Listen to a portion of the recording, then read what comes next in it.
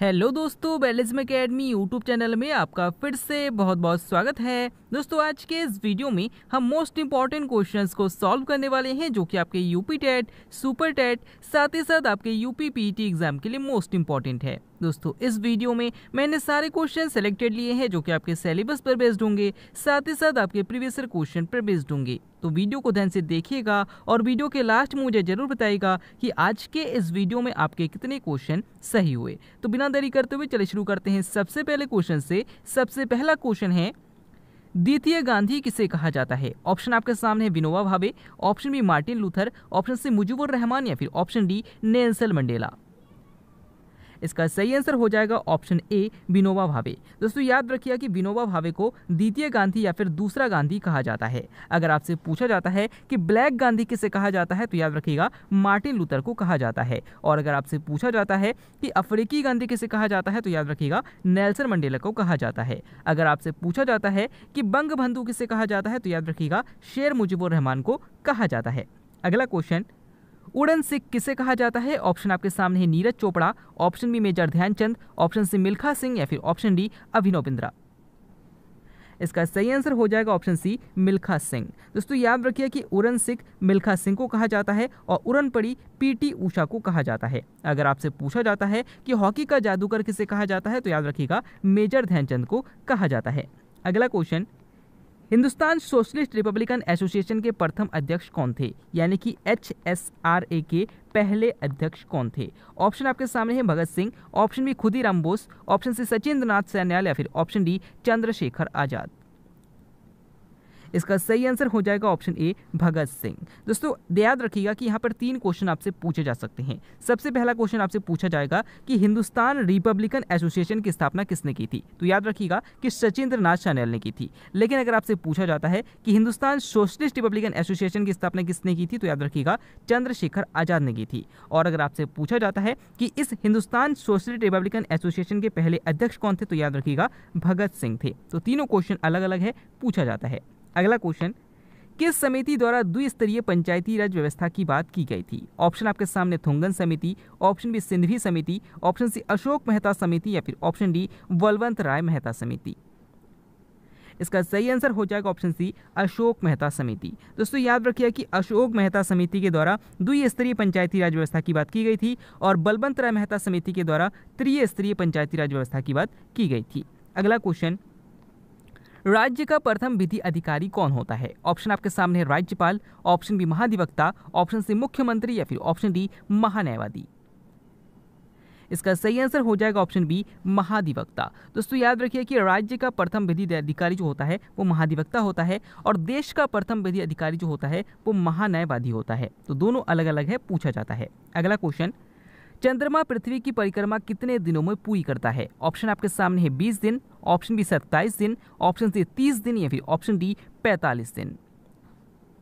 इसका सही आंसर हो जाएगा ऑप्शन बी 27 दिन। दोस्तों, याद रखिए कि चंद्रमा पृथ्वी की परिक्रमा 27 दिनों में पूरी करता है। और अगर आपसे पूछा जाता है कि पृथ्वी सूर्य की परिक्रमा कितने दिनों में पूरी करता है तो याद रखिएगा 365 दिन 5 घंटे 48 मिनट और 46 सेकंड में पूरी करता है।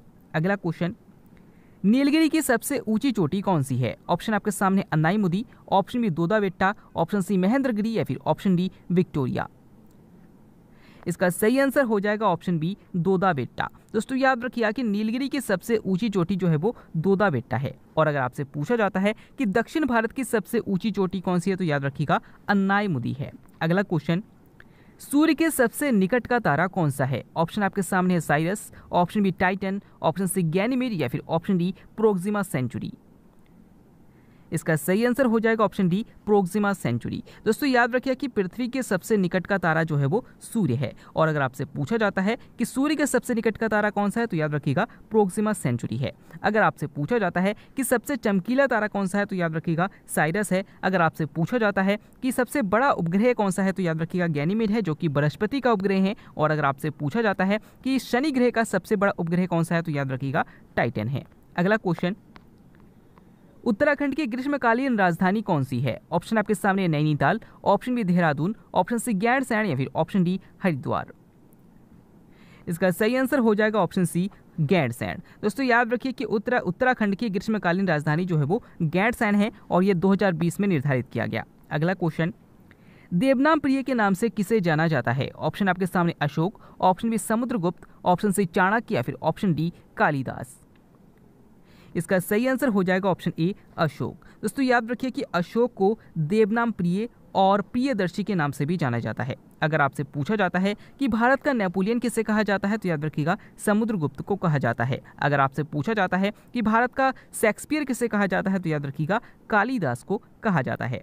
अगला क्वेश्चन, विश्व गौरैया दिवस कब मनाया जाता है? ऑप्शन आपके सामने है 24 मार्च, ऑप्शन बी 20 मार्च, ऑप्शन सी 22 मार्च या फिर ऑप्शन डी 21 मार्च। इसका सही आंसर हो जाएगा ऑप्शन बी 20 मार्च। दोस्तों याद रखिए कि विश्व गौरैया दिवस 20 मार्च को मनाया जाता है। अगर आपसे पूछा जाता है कि विश्व तपेदिक दिवस कब मनाया जाता है तो याद रखिएगा 24 मार्च को मनाया जाता है। अगर आपसे पूछा जाता है कि विश्व जल दिवस कब मनाया जाता है तो याद रखिएगा 22 मार्च को मनाया जाता है। और अगर आपसे पूछा जाता है कि विश्व वानिकी दिवस कब मनाया जाता है तो याद रखिएगा 21 मार्च को मनाया जाता है।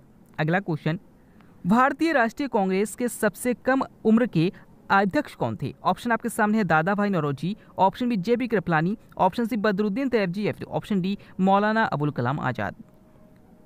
इसका सही आंसर हो जाएगा ऑप्शन डी मौलाना अबुल कलाम आजाद। दोस्तों याद रखिए कि मौलाना अबुल कलाम आजाद जो थे ये भारतीय राष्ट्रीय कांग्रेस के सबसे कम उम्र के साथ ही साथ सबसे लंबी समय तक अध्यक्ष रहने वाले व्यक्ति थे। अगर आपसे पूछा जाता है कि the great old man of India यानी कि भारत का वयोवृद्ध पुरुष किसे कहा जाता है तो याद रखिएगा दादा भाई नौरोजी को कहा जाता है। अगर आपसे पूछा जाता है कि भारतीय राष्ट्रीय कांग्रेस की अध्यक्षता करने वाली पहले मुस्लिम अध्यक्ष कौन थे तो याद रखिएगा बदरुद्दीन तैयबजी थे। अगला क्वेश्चन, भारत में दशकीय जनगणना की शुरुआत किसके समकालीन हुई? ऑप्शन आपके सामने है Lord Mayo, option B Lord Dalhousie, option C Lord Ripon या फिर ऑप्शन डी इनमें से कोई नहीं।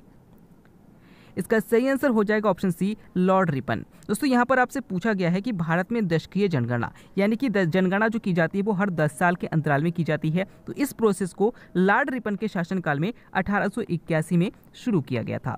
अगला क्वेश्चन, राष्ट्रगीत की गायन अवधि कितनी है? ऑप्शन आपके सामने है 52 second, option B 65 second, option C 68 second या फिर ऑप्शन डी 98 सेकेंड।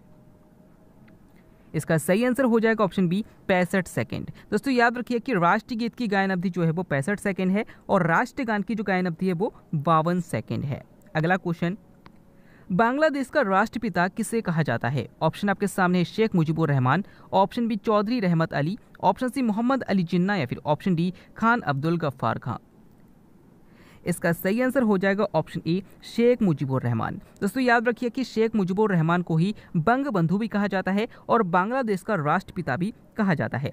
अगर आपसे पूछा जाता है कि पाकिस्तान का राष्ट्रपिता किसे कहा जाता है तो याद रखिएगा मोहम्मद अली जिन्ना को कहा जाता है। और अगर आपसे पूछा जाता है कि फ्रंटियर गांधी के नाम से किसे जाना जाता है तो याद रखिएगा खान अब्दुल गफ्फार खां को जाना जाता है। अगर आपसे पूछा जाता है कि पाकिस्तान शब्द का प्रयोग सर्वप्रथम किसके द्वारा किया गया था तो याद रखिएगा चौधरी रहमत अली।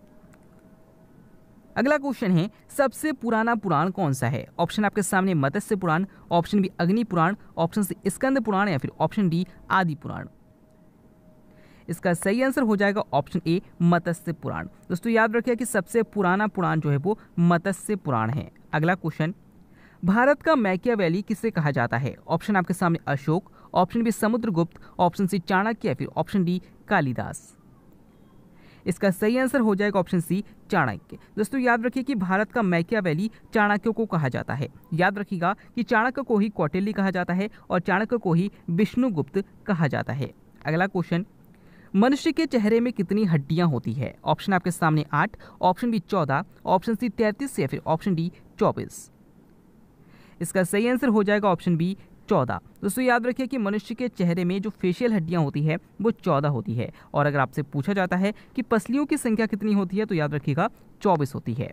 अगला क्वेश्चन, सबसे छोटा अंडा किस पक्षी का होता है? ऑप्शन आपके सामने तितैया, ऑप्शन बी बसंत गौरी, ऑप्शन सी गुंजन या फिर ऑप्शन डी फाख्ता।